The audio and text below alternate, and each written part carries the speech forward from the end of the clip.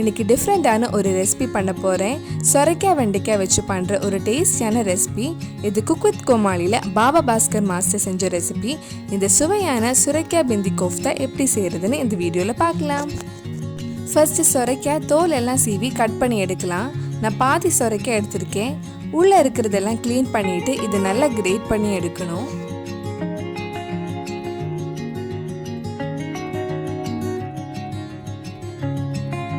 சொரக்காய் ஃபுல்லாக இந்த மாதிரி சீவினதுக்கு அப்புறம் அதில் தண்ணி எதுவும் இல்லாமல் புழிஞ்சு எடுக்கலாம்.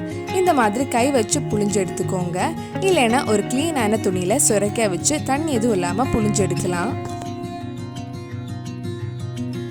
இப்போ இந்த சொரக்காவை நம்ம இன்னொரு பவுலுக்கு மாற்றலாம்.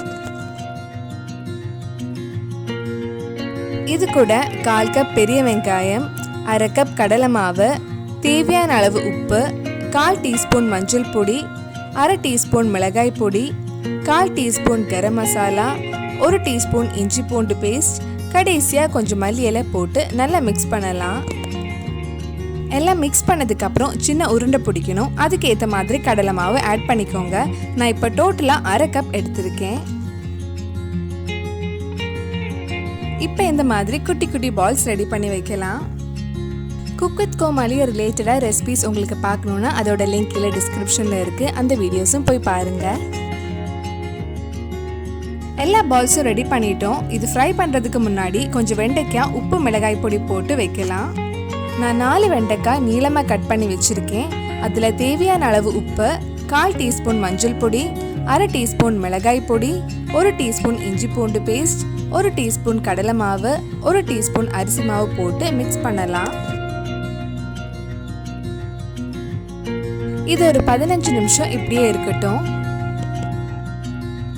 நம்ம ரெடி பண்ணி வச்சிருக்கிற பால்ஸை ஃப்ரை பண்ணுறதுக்கு ஒரு கடாயில் எண்ணெய் சூடு பண்ண வச்சுருக்கேன். எண்ணெய் சூடானதும் மெதுவாக லோ டு மீடியம் ஃப்ளேமில் ஃப்ரை பண்ணலாம். ஹை ஃப்ளேமில் வச்சா உள்ளே வேகாது. எல்லா சைடும் கோல்டன் ப்ரௌன் கலர் வந்ததும் எடுத்துடலாம்.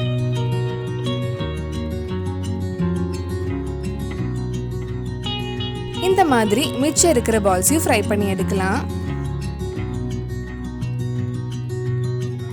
நம்ம கோஃப்தா ரெடி ஆயிடுச்சு. இது ஃப்ரை பண்ண அதே எண்ணெயில் நம்ம ஊற வச்ச வெண்டைக்காயும் வறுத்து எடுக்கலாம். வெண்டைக்காய் நல்லா கிறிஸ்பியாக ஃப்ரை பண்ணி எடுத்துக்கோங்க.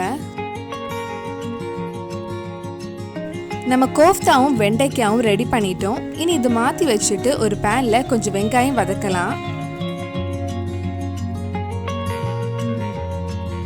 ஒரு பேனில் கொஞ்சம் எண்ணெய் ஊற்றி 2 பெரிய வெங்காயம் வதக்க போகிறேன்.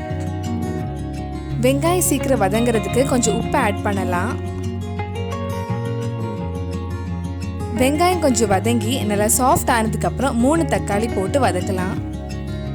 இது கூட 1 டீஸ்பூன் இஞ்சி பூண்டு பேஸ்ட், கொஞ்சம் கேஷ்நட்ஸும் ஆட் பண்ணுறேன். இது மிக்சியில் அரைக்கிறதுனால இஞ்சி பூண்டு பேஸ்ட்டுக்கு பதிலாக நீங்கள் 1 பீஸ் இஞ்சி 6 பல் பூண்டு கூட சேர்த்துக்கலாம். 2-3 நிமிஷம் தக்காளியை மூடி வச்சு வேக வைக்கலாம். தக்காளி நல்லா வெந்து இப்போ சாஃப்டாக இருக்கு. இது ஆஃப் பண்ணிட்டு ஆற வைக்கலாம். இது ஆறினதுக்கு அப்புறம் ஒரு மிக்சி ஜாரில் தண்ணி எதுவும் ஊற்றாம இந்த மாதிரி நல்லா ஸ்மூத் பேஸ்ட்டாக அரைச்சி எடுத்துக்கோங்க. ஒரு பேனில் கொஞ்சம் எண்ணெய் ஊற்றி 1/2 டீஸ்பூன் ஜீரகம், 1 பீஸ் பட்டை, 2 கிராம்பு, 3 ஏலக்காய், 1 பிரியாணி இலை போட்டு 2 நிமிஷம் வதக்கலாம். இதில் 1/4 டீஸ்பூன் மஞ்சள் பொடி, 3/4 டீஸ்பூன் மிளகாய் பொடி, கலருக்காக ஒரு 1/2 டீஸ்பூன் காஷ்மீரி மிளகாய் பொடி, 1 டீஸ்பூன் மல்லிப்பொடி ஆட் பண்ணியிருக்கேன். மல்லிப்பொடி மிளகாய் பொடி பச்சை வாசனை போனதுக்கப்புறம் நம்ம அரைச்சி வச்சுருந்த வெங்காயம் தக்காளி பேஸ்ட் இதில் ஆட் பண்ணலாம். இதெல்லாம் மிக்ஸ் பண்ணதுக்கப்புறம் நம்ம ஃபர்ஸ்ட் எடுத்து வச்சுருந்த சொரக்காய் தண்ணி இதில் ஊற்றலாம். இன்னும் கொஞ்சம் கிரேவி வேணும்னா நீங்கள் எக்ஸ்ட்ரா கொஞ்சம் தண்ணி ஆட் பண்ணிக்கோங்க. இதில் தேவையான அளவு உப்பு போட்டு ஒரு 7-8 நிமிஷம் மூடி வச்சு வேக வைக்கலாம். கிரேவி நல்லா திக்காயிடுச்சு. இப்போ இதில் 1/4 டீஸ்பூன் கரம் மசாலா ஆட் பண்ணலாம்.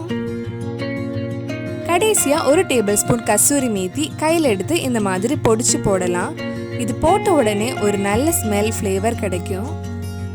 இது மிக்ஸ் பண்ணதுக்கப்புறம் நம்ம ரெடி பண்ணி வச்சிருக்கிற கோஃப்தாவும் வெண்டைக்காவும் இதில் போடலாம்.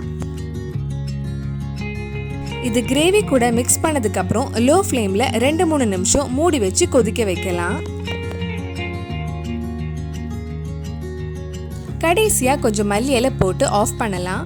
டேஸ்டியான சொரக்காய் பிந்தி கோஃப்தா ரெடி ஆயிடுச்சு. இது சப்பாத்தி, நான், புலாவ் கூட சாப்பிட ரொம்ப நல்லா இருக்கும். கண்டிப்பா நீங்களும் இந்த சுவையான சொரக்காய் பிந்தி கோஃப்தாவை உங்க வீட்டில் செஞ்சு பாருங்க. பிடிச்சிருந்தா இந்த வீடியோ லைக் பண்ணுங்க, உங்க ஃப்ரெண்ட்ஸ் அண்ட் ஃபேமிலிக்கு ஷேர் பண்ணுங்க.